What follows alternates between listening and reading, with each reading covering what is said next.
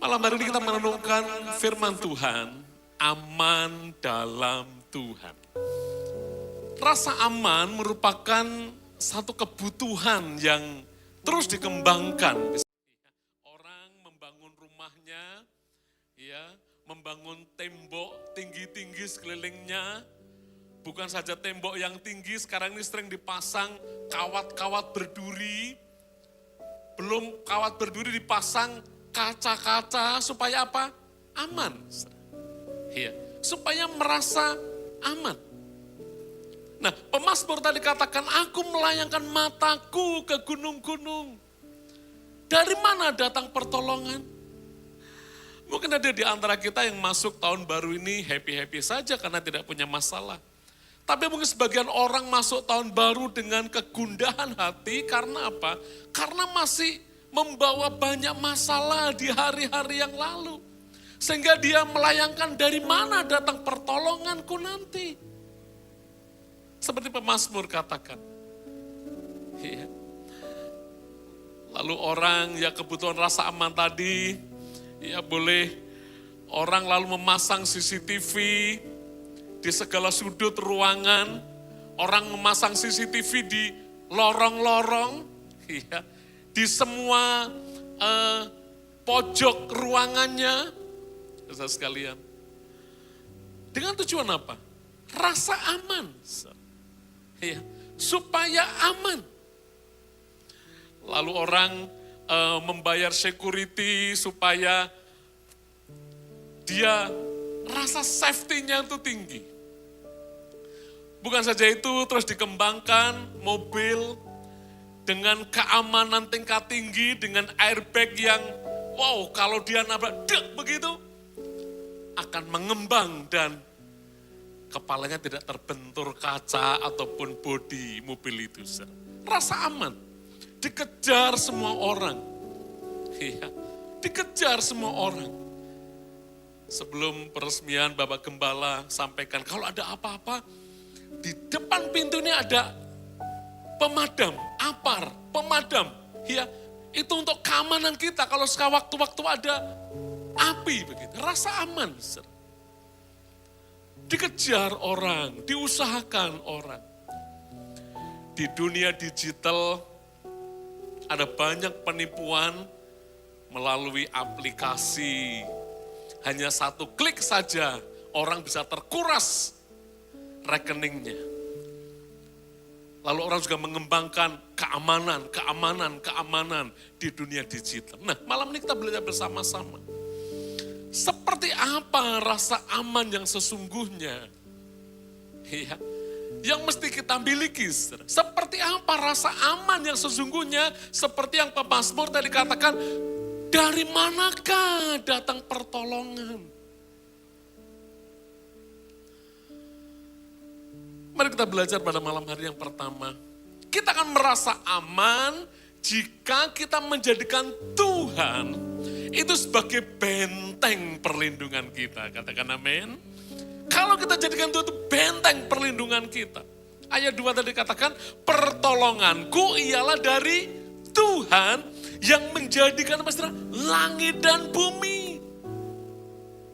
Ya, pertolongan kita datang dari Tuhan yang menjadikan langit dan bumi.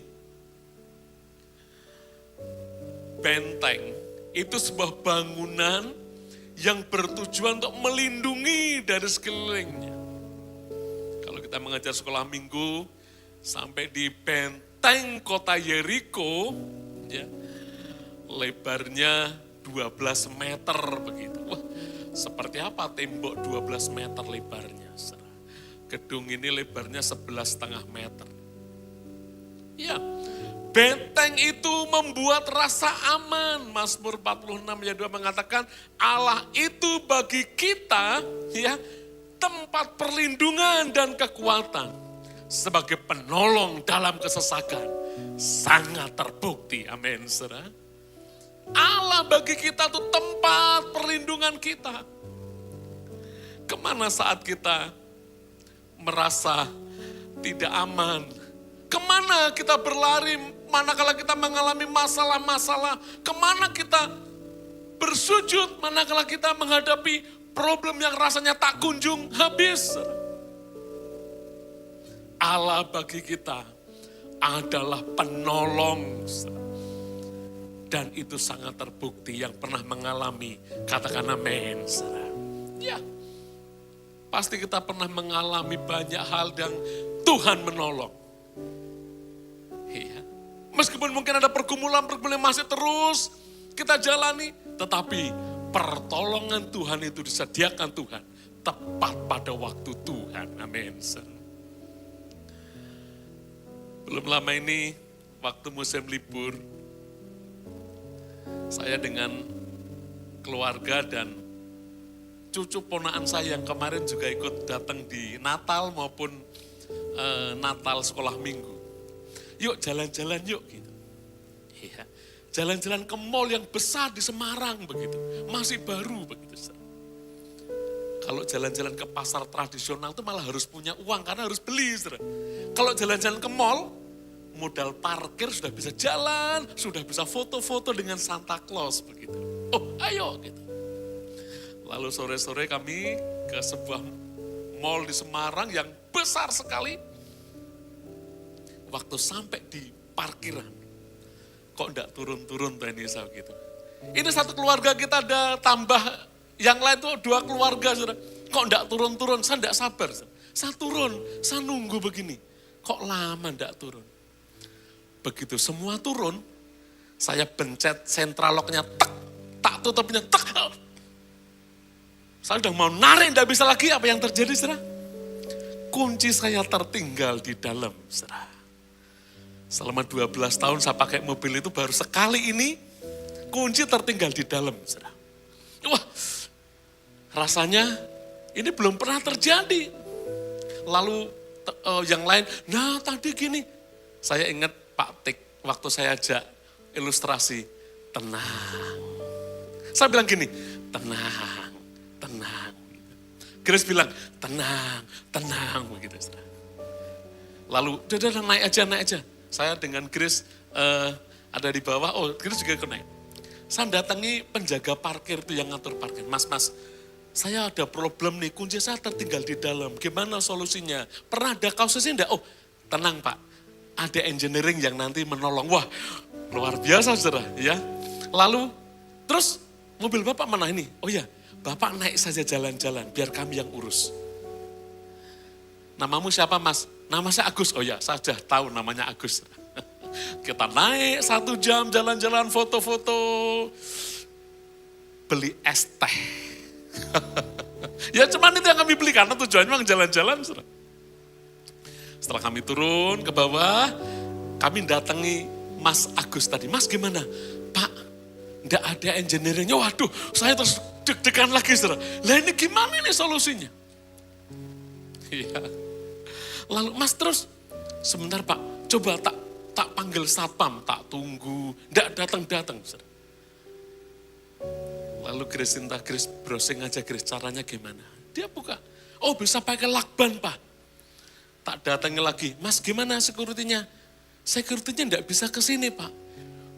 Wow, saudara. Lalu saya dengan Grace naik lagi ke lantai 3. Beli lakban dan penggaris. Saya pernah tahu ada orang itu tertutup dia pakai penggaris. Lalu sampai bawah lagi, Grace di kaca tengah, ditempel lakban, saya buka penggaris saya buka karet, klik, bisa saudara. Begitu klik bisa itu kira-kira apa yang saya pikirkan. Saudara. Saya berpikir begini, Tuhan terima kasih 12 tahun mobil parkir di depan rumah, tidak ada garasinya. Tuhan yang menjaga, amin saudara. Saya tidak berpikir lagi tentang ini sudah bisa, saudara. Enggak.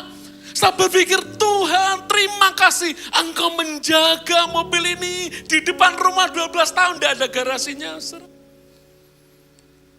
Ternyata semudah itu, saudara. Iya, semudah itu. Iya.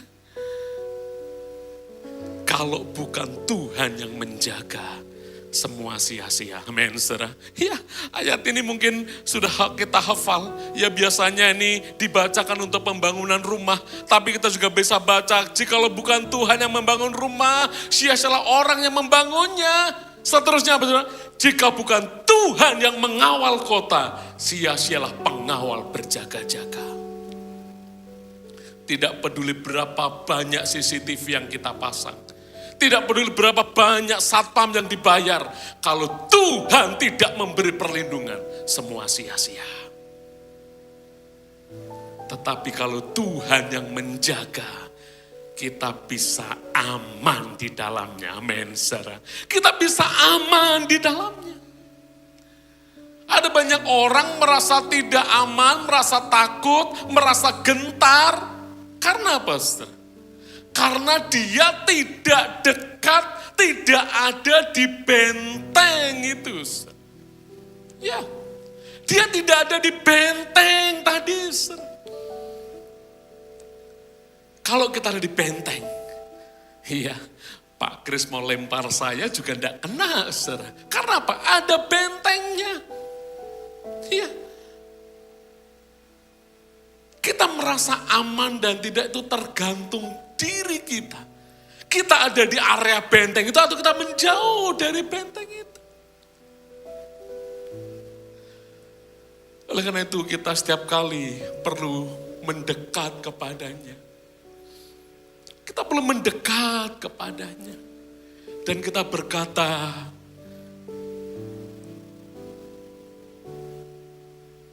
hanya dekat Allahku,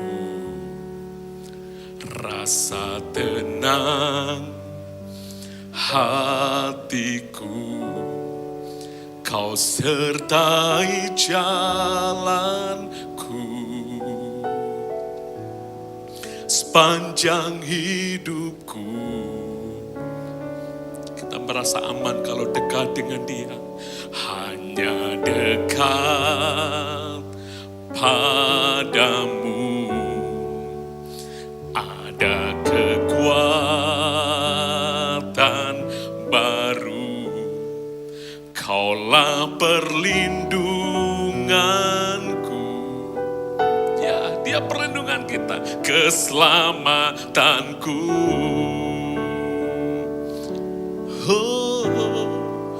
Ku ingin selalu bersekutu denganmu, menikmati hadiratmu, biarkan rohmu tinggal dalam hidupku. Sungguh indah bersamamu. Sungguh indah bersamamu. Sungguh indah bersamamu selamanya. Kita merasa aman kalau kita tinggal dalam Dia. Amin, saudara. Apapun yang kita alami, masalah apapun, seberat apapun yang sedang Tuhan izinkan terjadi. Asal kita dekat dengan Dia. Kita berada di benteng, di dalam areanya Tuhan. Pasti jiwa kita merasa aman. Amin. Yang pertama kita baca. Yang kedua, bagaimana kita merasa aman? Rasa aman seperti apa yang sesungguhnya?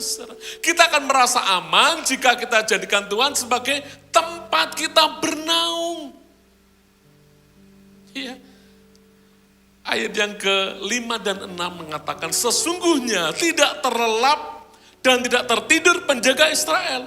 Tuhanlah penjagamu, Tuhanlah naunganmu di sebelah tangan kanan. Kalau kita melihat background ini saya ambil Israel dan Iron Dome. Iya. Jadi Rasa aman, rasa bernaung itu dalam tanda petik seperti kota yang dilindungi Iron Dome. Kalau ada senjata musuh dilemparkan ke situ, sinyal Iron Dome sudah mendeteksi. Sebelum sampai senjata itu sampai, sudah hancur di atas. Tetapi itu pun juga masih ada yang luput. Karena apa? Itu penjagaan manusia. Tetapi Tuhan menjadi penjaga kita, menaungi kita, dikatakan tidak pernah terlelap. Amin. Tidak pernah terlelap. Ya. Ayat yang ke-6-8 dikatakan matahari tidak menyakiti engkau pada waktu siang dan bulan pada waktu malam. Tuhan akan menjaga engkau terhadap kecelakaan. Ia menjaga nyawamu, menjaga keluar masukmu sekarang sampai selama-lamanya. Tuhan menjaga nyawa kita, amin. Belum lama beredar di media sosial, seorang konduktor ya sedang glory, glory, haleluya. Apa yang terjadi? Dia dipanggil Tuhan. Saya masih teringat masa-masa COVID. Waktu itu kita tidak bisa bertemu. Waktu Om sakit dan harus berobat ke Jakarta. Kita bertemu lewat Zoom meeting. Waktu Om dan Tante pamit. Saya masih ingat Om bilang begini. Kalau memang sakit ini sarana saya bertemu Tuhan, saya sudah siap. Wah semua nangis kan itu. Sampai Zoom tidak bisa ditutup, semua nangis. Ya. Tapi Tuhan masih menjaga sampai sekarang. Amin, saudara. Ya. Orang tiba-tiba bisa begitu saja dipanggil Tuhan. Kita tidak pernah tahu, saudara. Tuhan yang menjaga nyawa kita. Tuhan menjaga keluar masuk kita. Dan itu terbukti, saudara, tahun demi tahun, tahun demi tahun.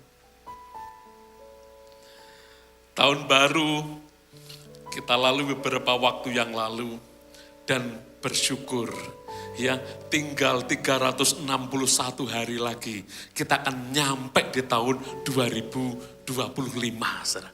Sebentar lagi, tinggal 361 hari lagi. Waktu begitu cepat berlalu. Ada satu yang membuat kami kaget waktu kami berjalan dengan anak-anak, dengan keluarga. Ada salah seorang muda, dia membuat story. Ya, saya tidak ngerti story di mana itu, saudara. Iya. Apa yang dia buat, saudara? Dia menuliskan begini, saudara. New Year, New Tears. Waduh, lidah saya benar apa salah tante ini. Ya itulah maksudnya. New Year, New Tears. Tahun baru, apa saudara? Air mata baru. Waduh, saya mendengar itu. Wow, ini anak yang harus benar-benar dia dibawa pada Tuhan supaya dia punya pengharapan baru. Harusnya masuk tahun baru itu membuat story. Oh, Tuhan membawa aku ke tahun yang depan. Tahun penuh berkat begitu. Tapi dia membuat di tengah malam, ya tahun baru. Air mata baru. Tahun baru, tangisan baru. Oh, tetapi tidak dengan orang-orang yang ada di ruangan ini, amin. Karena kita punya Tuhan yang menaungi kita, amin. Saudara. Ya, naungan Tuhan itu seperti, saya membayangkan seperti ini. Saudara. Kalau misalnya nih, saya diizinkan Tuhan, saya akan membuat payung sebesar kota Semarang. Saudara. Ya, saya akan membuat payung sebesar kota Semarang. Sehingga waktu hujan tidak perlu repot lagi. Ya, tidak usah Semarang. Sebesar Banyumanik. Sehingga mau hujan apapun orang tetap datang doa malam. Saya bencetak begitu, wow. Ya, Banyumanik terlindungi dari hujan.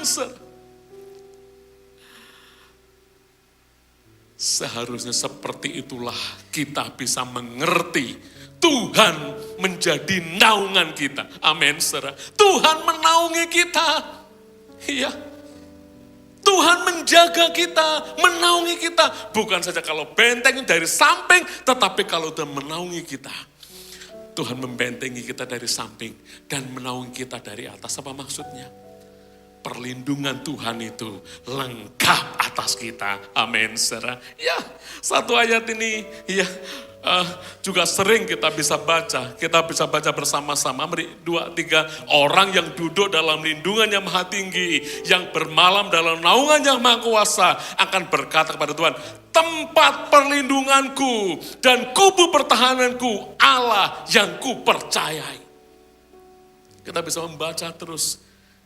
Dia melepaskan kita dari jerat penangkap burung. Dia meloloskan kita dari penyakit sampar yang membusuk. Dia menjadi perlindungan kita. Ya,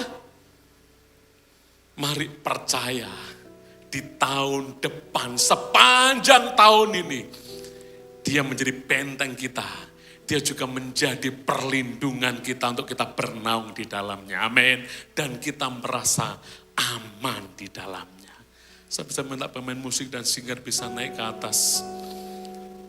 Setelah bagian akhir saya boleh katakan, kita akan merasa aman, ya.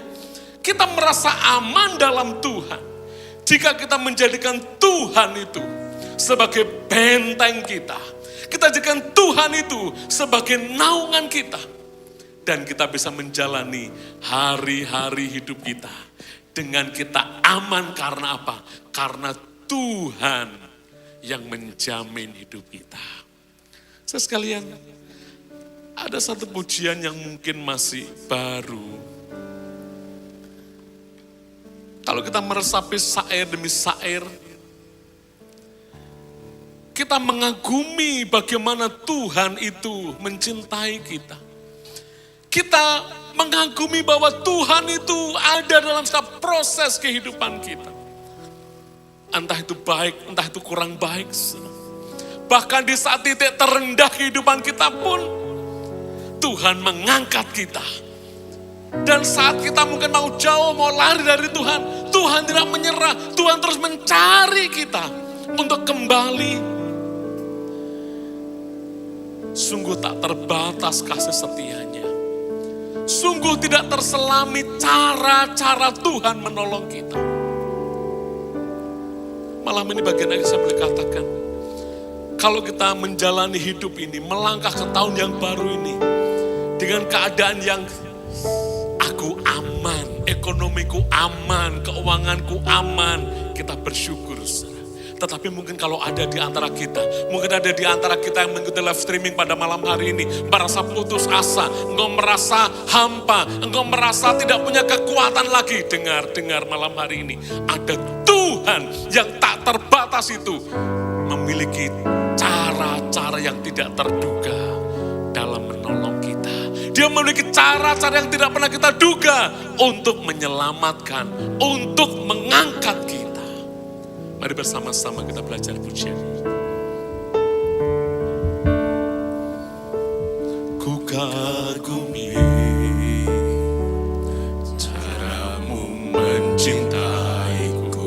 Kau ada di cerita proses hidupku.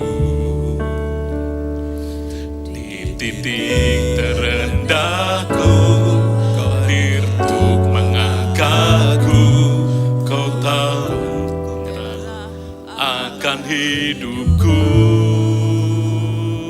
Sekali lagi, mari belajar bersama-sama. Ku kagumi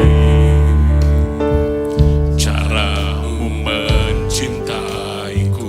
Kau ada di cerita proses hidupku. Bahkan di titik terendah